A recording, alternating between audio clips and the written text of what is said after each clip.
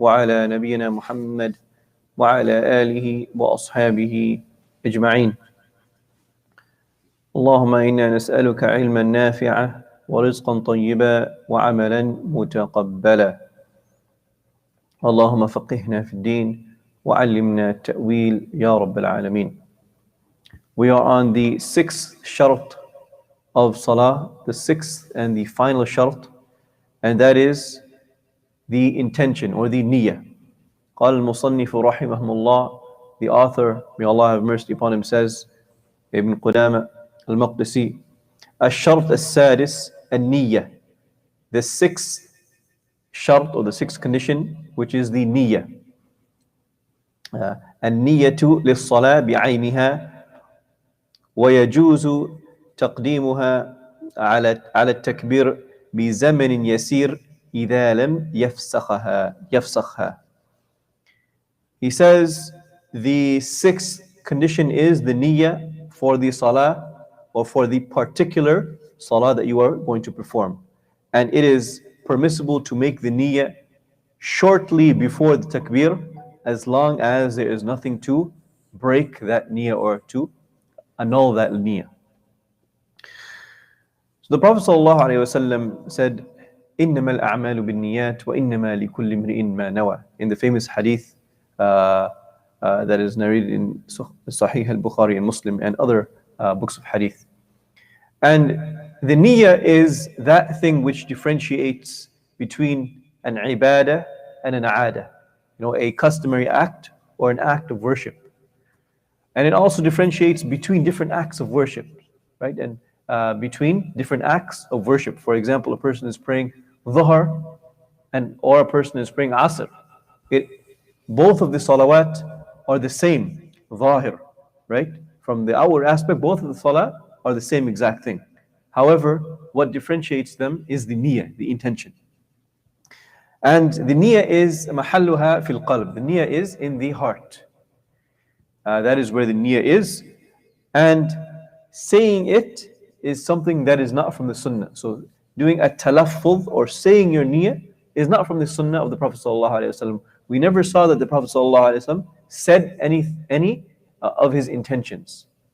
There is one act of worship where the intention is vocalized. However, that vocalization is not necessarily part of the intention. It is part of, as the scholars have said, it is the ibadah, and the niyyah is still in the heart. And that is for hajj and for umrah. When you say labbaik Allahumma umrah, when you enter into umrah, or you enter into the state of ihram, because even if a person does not say that and he has the niyyah, he still enters into the state of ihram. He just left off one of the aspects of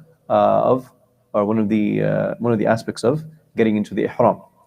Nevertheless, al-muhim, or the most important part, is to know that the niyyah is in the heart and is not to be said unless we have something that is narrated from the Prophet ﷺ that he said this particular niyyah. The author, rahimahullah, he says, وَيَجُوزُ تَقْدِيمُهَا عَلَى التَّكْبِيرِ بِالزَّمَنٍ يَسِيرٍ. And it is permissible to have that niyyah before the takbiratul ihram, before entering into salah, by a very short time. So for example, if a person, he hears the adhan for asr, and he says in his mind that, I'm going to go to the masjid for asr, and he makes his wudu, and he half an hour passes by, he makes his wudu, he goes to the bathroom, makes his wudu, he goes to the masjid, and he sees them just praying, and he says Allahu Akbar, and he just enters into the salah. And now he's thinking, he's like, what salah am I praying? Am I praying dhuhr or asr? He forgot totally. Then he looks at his watch and he says it's 4 o'clock, it must be asr, right? And he's in the salah. Is his salah valid? No, his salah is not valid because he does not have the niyyah before the salah. The niyyah has to be before the salah, directly before the salah, or بِزَمِنٍ يَسِيرٍ, or a short period before the salah. An example would be like, for example, he enters into the masjid right at the door and he intends that he's going to pray Salatul Asr. He opens up his phone and he sees a message, for example, and then the Imam says Allahu Akbar, and he puts his phone away and he says Allahu Akbar. right? His niyyah was right before it, and it was not annulled, right? It was not annulled. An example of him annulling that niyyah would be, he walks into the masjid, he has the niyyah for Fajr, for example, and he goes into the line and he says, the Imam is not here, I might as well pray my 2 rak'ahs of Fajr.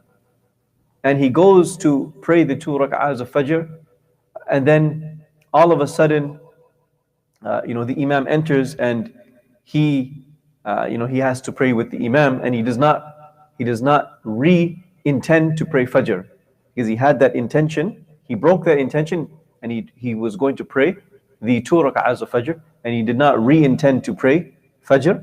Then he would not have the correct niyyah. He needs to renew his niyyah for Fajr, right? Because he had the niyyah before it. Well, he had the niyyah for the Salah, for the two Sunnahs of Fajr. So he has to renew that niyyah for Fajr, the Fard of Fajr, and then he enters into the Salah of Fajr. So the niyyah is something very important. It can happen either right at the takbir or right before the takbir, but it cannot happen after the person has entered into the Salah.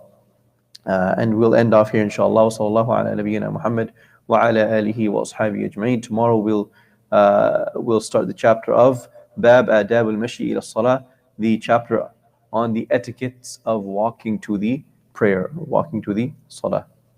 Wassalamu alaikum wa rahmatullahi wa barakatuh.